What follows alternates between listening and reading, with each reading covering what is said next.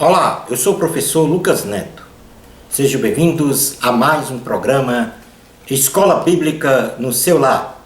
Hoje nós vamos estudar a lição de número 6, que tem como título Jonas, orgulho humano versus misericórdia de Deus.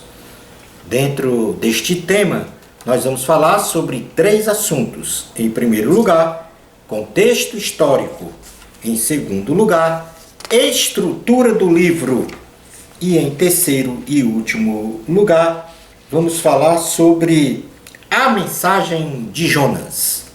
Vamos então dar início à nossa aula de hoje.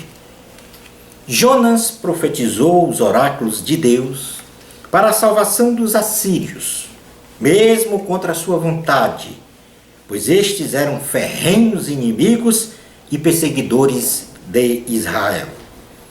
Nesta lição estudaremos sobre a desobediência de Jonas ao chamado de Deus, a punição imposta a Jonas pelo Senhor e o seu livramento, o constrangimento do profeta Jonas por causa do arrependimento dos ninivitas e a amargura do profeta com a grande misericórdia de Deus.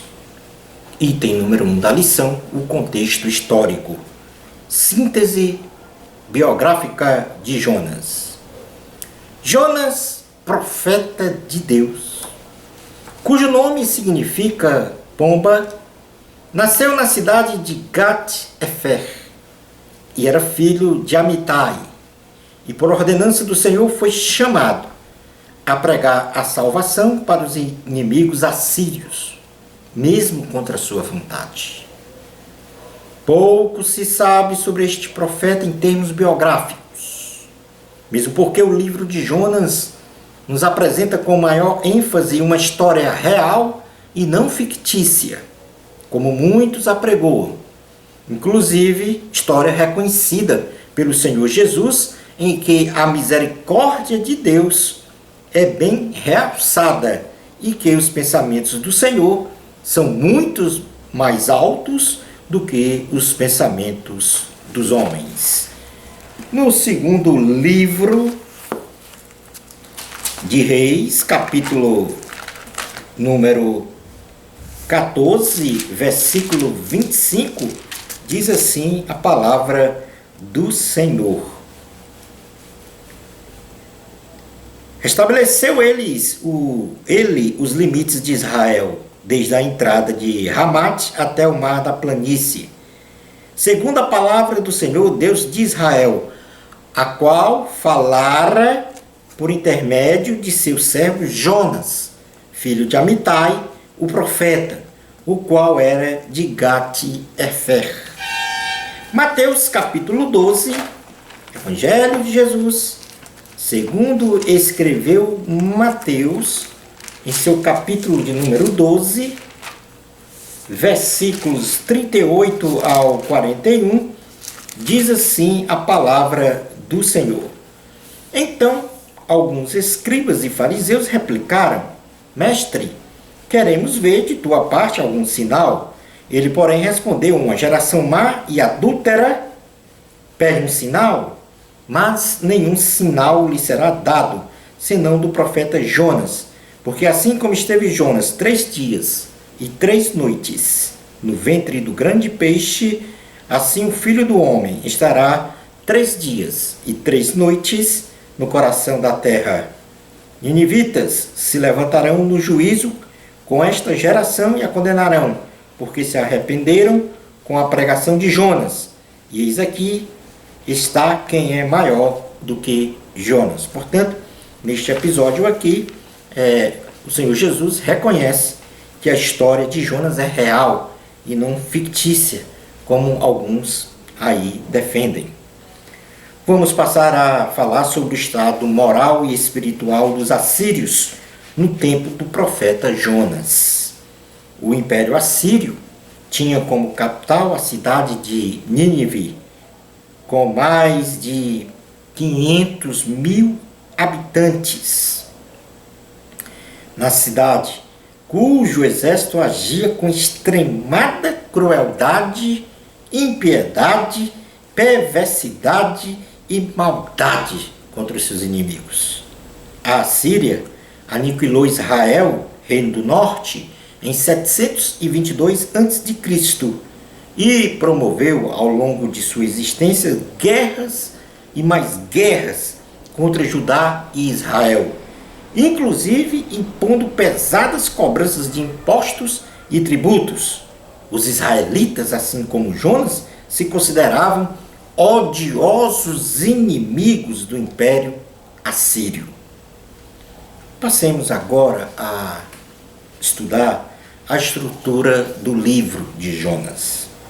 O livro de Jonas, quanto à sua estrutura, apresenta 4 capítulos, relatando a desobediência de Jonas ao chamado de Deus, a punição imposta a Jonas pelo Senhor e o seu livramento. Isso está no capítulo 1 e 2. O constrangimento do profeta Jonas por causa do arrependimento dos ninivitas está registrado no capítulo 3. E a amargura do profeta com a grande misericórdia de Deus está registrado no capítulo 4. Vamos então agora falar sobre a mensagem de Jonas no item 3 da lição. Considerando então essa estrutura que acabamos de falar, nós podemos dividir a mensagem em 4 partes, porque o livro também ele é composto de 4 capítulos. Então vamos falar sobre cada parte do livro. E a primeira parte é sobre a desobediência do profeta Jonas. E nós vamos, a partir de agora, relatar, no sentido bem didático, o acontecimento com relação a essa desobediência e o seu descritivo, para que nós possamos entender todos os fatos ocorridos que estão registrados no livro de Jonas. Primeiro acontecimento, o chamado de Jonas.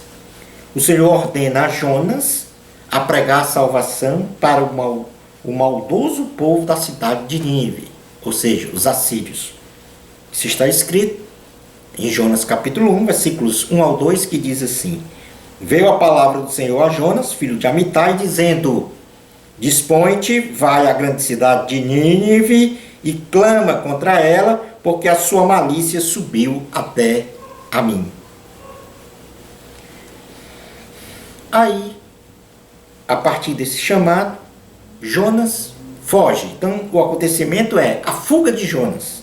Jonas, entendendo que o povo de Nínive não merecia o perdão e a misericórdia de Deus, desobedece ao Senhor e foge em um navio para a Espanha. Jonas, capítulo 1, versículo 3 diz: Jonas se dispôs, mas para fugir da presença do Senhor, para Tarsis. E tendo descido a Jope, achou um navio que ia para Tarsis, pagou, pois, a sua passagem e embarcou nele para ir com eles para Tarsis, para longe da presença do Senhor. Portanto, aqui, Jonas embarca no navio, fugindo para a Espanha, para não cumprir o chamado de Deus para ele. Aí ocorre a justiça divina, porque quem desobedece a Deus é punido.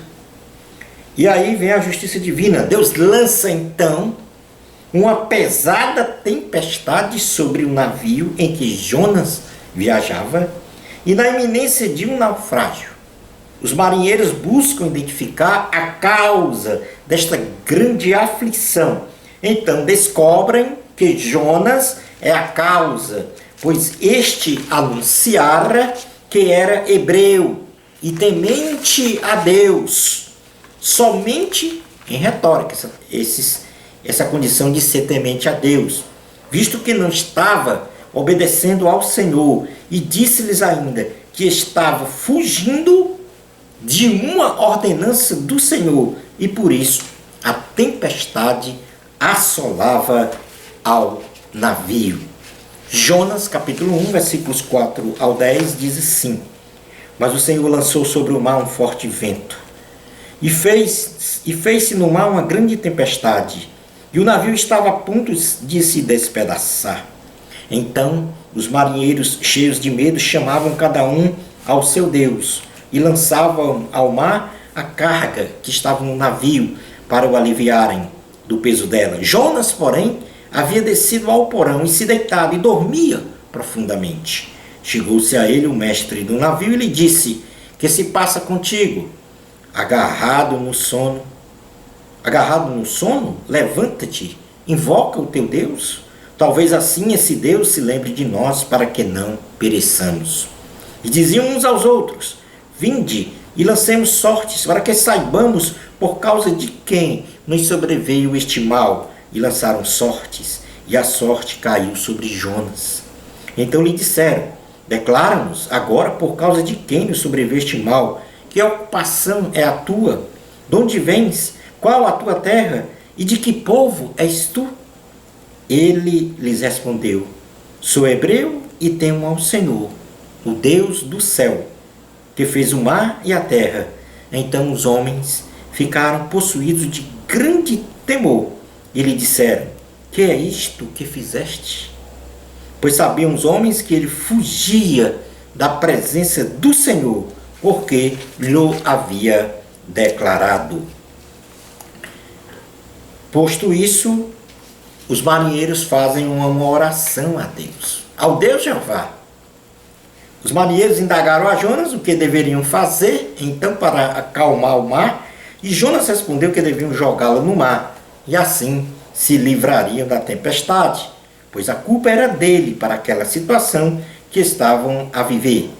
Os marinheiros, no primeiro momento, não jogaram Jonas no mar, e remaram pelas suas próprias forças, tentando levar o navio para a praia, estratégia que se tornou inútil, pois a tempestade piorava cada vez mais. Então oraram ao Deus de Israel, pedindo perdão por terem que jogar Jonas ao mar, fato ocorrido, tendo o mar neste instante se acalmado. Com muito medo, os marinheiros ofereceram sacrifícios ao Senhor e lhe fizeram promessas. Jonas, capítulo 1, versículos 11 ao 16 diz: Disseram-lhe: Que te faremos para que o mar se nos acalme? Porque o mar se ia tornando cada vez mais tempestuoso. Respondeu-lhes: Tomai-me e lançai-me ao mar, e o mar se aquietará, porque eu sei que por minha causa vos sobreveio esta grande tempestade. Entretanto, os homens remavam, esforçando-se por alcançar a terra, mas não podiam, porquanto o mar se ia tornando cada vez mais tempestuoso contra eles. Então clamaram ao Senhor e disseram: Ah, Senhor, rogamos-te que não pereçamos por causa da vida deste homem, e não faças cair sobre nós este sangue quanto a nós, inocente, porque tu, Senhor, fizestes como te aprouve. E levantaram a Jonas e o lançaram ao mar, e cessou o mar da sua fúria. Temeram, pois, estes homens em extremo ao Senhor, e ofereceram sacrifícios ao Senhor, e fizeram votos. Portanto, neste episódio aí, da tempestade no navio, já começamos com a conversão ao Senhor dos marinheiros do navio. Em todo esse imbróglio relacionado à fuga de Jonas, o ponto positivo é de que nessa grande aflição do navio na tempestade, os marinheiros que eram idólatras agora se convertem ao Senhor por conta da tempestade e da tão grande maravilha e prodígios que eles viram quando o mar se acalmou. E aí, por último, vem a punição de Deus a Jonas. Pela desobediência de Jonas, o Senhor ordena que um grande peixe engolisse o profeta e o alojasse em suas vísceras por 3 dias e 3 noites. No versículo 17 do capítulo 1 de Jonas diz: deparou o Senhor um grande peixe para que tragasse a Jonas. E esteve Jonas 3 dias e 3 noites no ventre do peixe. Nesta condição, dentro do peixe, alguns até acreditam que Jonas morreu e ressuscitou, outros não, mas nesta condição vem a oração do profeta Jonas e o seu livramento do ventre do peixe. A oração de Jonas, sentindo o peso da punição de Deus, Jonas ora ao Senhor, descrevendo seu martírio no ventre do grande peixe, pede perdão ao Senhor e promete ser obediente a Deus. Jonas, capítulo 2, versículos 1 ao 9 diz: então Jonas, do ventre do peixe, orou ao Senhor seu Deus e disse: na minha angústia clamei ao Senhor e ele me respondeu. Do ventre do abismo gritei, e tu me ouviste a voz.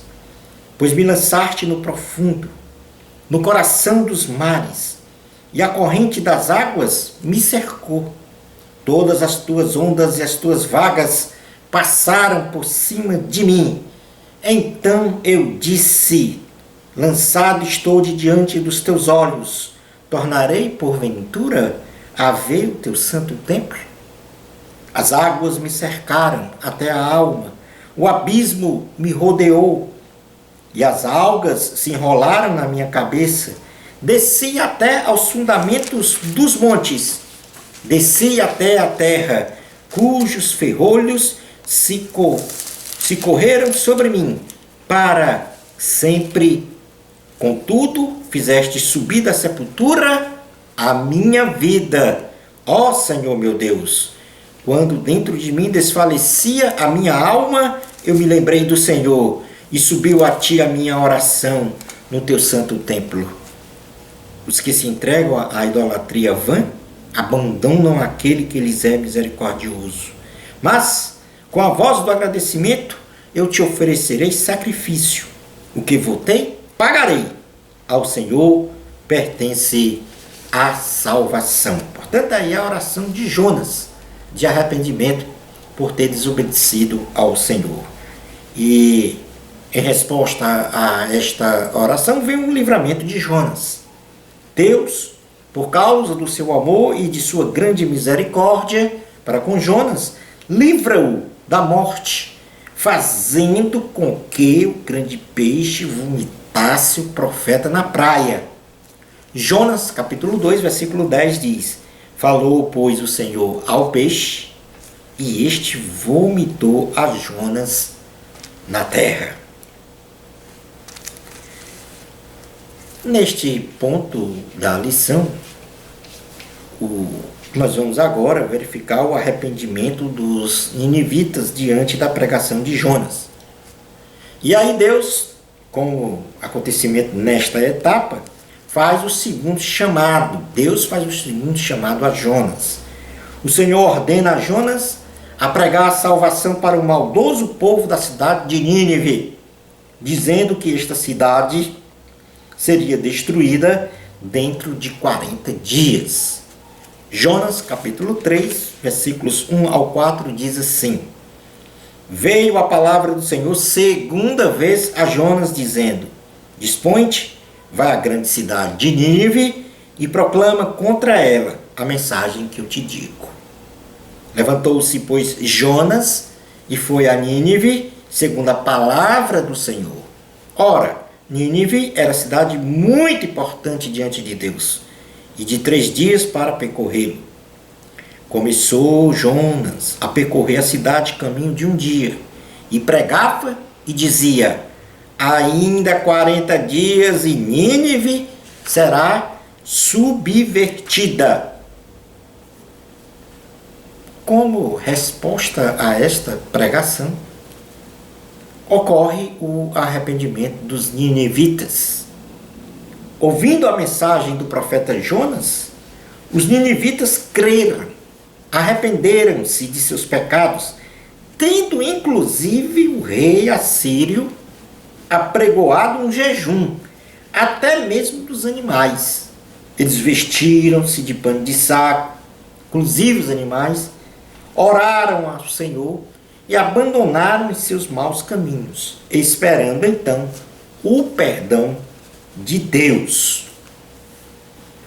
Ora, isso está escrito em Jonas, capítulo 3, versículo 5 ao 9, que diz assim: os ninivitas creram em Deus e proclamaram um jejum e vestiram-se de panos de saco, desde o maior até o menor. Chegou esta notícia ao rei de Nínive. Ele levantou-se do seu trono, tirou de si as vestes reais, cobriu-se de pano de saco e assentou-se sobre cinza. E fez-se proclamar e divulgar em Nínive, por mandado do rei e seus grandes: nem homens, nem animais, nem bois, nem ovelhas provem coisa alguma, nem os levem ao pasto, nem bebam água, mas sejam cobertos de pano de saco, tanto os homens como os animais, e clamarão fortemente a Deus, e se converterão cada um do seu mau caminho e da violência que há nas suas mãos. Quem sabe se voltará Deus e se arrependerá e se apartará do furor da sua ira, de sorte que não pereçamos. Portanto, ficaram esperando o perdão de Deus. E o perdão de Deus aos ninivitas chegou. Deus, em sua infinita misericórdia, viu a sinceridade dos assírios em se arrependerem e deixarem seus maus caminhos. E por isso, não castigou-os, conforme a profecia de Jonas. Jonas, capítulo 3, versículo 10. Viu Deus o que fizeram, como se converteram do seu mau caminho. E Deus se arrependeu do mal que tinha dito lhe faria e não o fez. Aí houve um inconformismo do profeta Jonas com esta misericórdia e perdão de Deus aos ninivitas. Porque Jonas, no seu orgulho humano, enxergava aquele povo como um povo inimigo. E o que ele havia a pregar como profeta, que dizia: ainda 40 dias e Nínive será subvertida, destruída, o profeta Jonas esperava isso, que realmente Nínive fosse destruída, que eles não se arrependessem. Porque, além do mais, ele, no seu orgulho, na sua vaidade de ser profeta, queria que aquela palavra fosse então consumada, realizada. Mas o orgulho humano, ele não se sobrepõe à misericórdia de Deus. E Deus, na sua infinita misericórdia, ao som da pregação desta palavra, os ninivitas foram perdoados, apesar de serem os inimigos de Israel e apesar de Jonas julgar que eles não mereciam a salvação. Portanto, Jonas demonstra o seu inconformismo com essa misericórdia, com esse perdão de Deus aos ninivitas. E aí ele demonstra essa raiva. Por causa da misericórdia e perdão de Deus aos ninivitas, Jonas demonstra uma raiva sem precedentes com o que aconteceu, pois isto era contrário à sua vontade. Realmente o que eles queriam era destruí-lo, ou destruí-los, de acordo com o que pregara para os habitantes da cidade. Jonas, ele então orou. Ele foi capaz de fazer uma oração, questionando a atitude de Deus para com aquele povo. Inclusive explicando as razões porque não queria pregar para os ninivitas. Inclusive também pediu a sua própria morte. Olha o que foi capaz de fazer Jonas, por causa do seu orgulho, por causa da sua contrariedade à misericórdia de Deus àquele povo. Jonas capítulo 4, versículos 1 ao 3 diz assim: com isso desgostou-se Jonas extremamente e ficou irado. E orou ao Senhor e disse: ah, Senhor, não foi isso que eu disse estando ainda na minha terra? Por isso me adiantei fugindo para Tarsis, pois sabia que és Deus clemente e misericordioso, e tardio em irar-se, e grande em benignidade, e que te arrependes do mal. Peço-te, pois, ó Senhor, tira-me a vida, porque melhor me é morrer do que viver.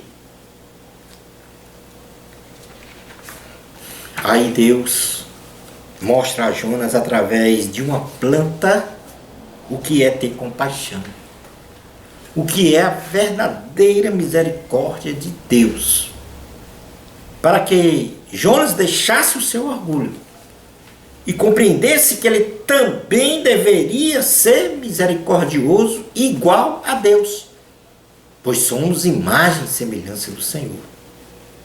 Deus questiona se Jonas achava que tinha razão em ter ficado irado e através de uma planta que no primeiro momento Deus criara para proteger Jonas e em outro momento a sucumbiu para desproteger o profeta, e este viesse a entender o que é ter a compaixão e a misericórdia de Deus para sempre. Jonas capítulo 4, versículos 4 ao 11 diz assim: e disse o Senhor: é razoável esta tua ira?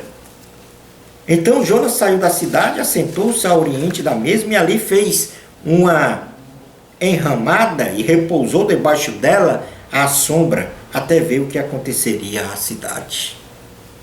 Então fez o Senhor Deus nascer uma planta, que subiu por cima de Jonas para que fizesse sombra sobre a sua cabeça, a fim de o livrar do seu desconforto. Jonas, pois, se alegrou em extremo por causa da planta. Mas Deus, no dia seguinte, ao subir da alva, enviou um verme, o qual feriu a planta, e esta se secou. Em nascendo o sol, Deus mandou um vento calmoso oriental. O sol bateu na cabeça de Jonas, de maneira que desfalecia, pelo que pediu para si a morte, dizendo: melhor me é morrer do que viver. Então perguntou Deus a Jonas: é razoável essa tua ira por causa da planta? Ele respondeu: é razoável a minha ira até a morte. Tornou o Senhor: tens compaixão da planta que te não custou trabalho, a qual não fizeste crescer, que numa noite nasceu e numa noite pereceu. E não hei de eu ter compaixão da grande cidade de Nínive, em que há mais de 120.000 pessoas que não sabem discernir entre a mão direita e a mão esquerda, e também muitos animais? E aí veio a compreensão de Jonas do que é ter compaixão e misericórdia. Mas, antes de encerrarmos a aula, nós vamos falar sobre a aplicação pessoal dessa história na nossa vida cristã piedosa. E nós vamos compreender nesta aplicação pessoal que, pela vontade humana de Jonas, o profeta demonstrou absolutamente tudo o que o cristão de verdade não deve ser. E o que é que o cristão de verdade não deve ser? Em primeiro lugar, exclusivista, que é o homem que acha que Deus é só para ele, que é o dono da verdade, que só ele será salvo e que só ele merece a misericórdia e as bênçãos de Deus. Segundo, que o cristão não deve ser é odioso e irado, que é o homem que fomenta e desenvolve em seu coração o ódio, a ira, a contenda contra tudo e contra todos. Em terceiro lugar, o verdadeiro cristão não pode ser um falso teocrata, que é o homem que possui um discurso, diz que é temente a Deus e na prática de comportamento é completamente diferente por causa de seu orgulho humano. Em quarto lugar, o verdadeiro cristão não pode ser ególatra, que é o homem que só pensa em si e não nos outros, sendo tudo primeiro para ele e tudo só para ele. Mas, pela vontade de Deus, esta história narrada no livro de Jonas nos leva a compreender que o verdadeiro cristão deve ter em mente o seguinte: primeiro, a salvação em Cristo é universal, ou seja, para todos os homens, bastando que se arrependam e creiam que Jesus Cristo é o Salvador e Senhor de suas vidas. Segundo lugar, Deus é amor e misericordioso, perdoando a todos os que invocam o seu nome. Em terceiro lugar, Deus é soberano, fazendo o que Ele quer, sem qualquer condição de ser impedido de fazê-lo. Em quarto lugar, Deus é transcendente, ou seja, seus pensamentos estão muito além dos pensamentos humanos. Concluindo a nossa aula de hoje, a nossa conversão a Deus representa uma mudança de rumo, de verdade, na nossa vida, onde nosso comportamento passa a ser praticado de acordo com a vontade de Deus e não de acordo com a nossa vontade ou interesses pessoais. O verdadeiro cristão deve ser a imagem e semelhança de Deus. Bênçãos especiais de Jesus para você. Amor a Cristo. A glória é de Deus. Até o nosso próximo programa, Escola Bíblica no seu lar, se Deus permitir.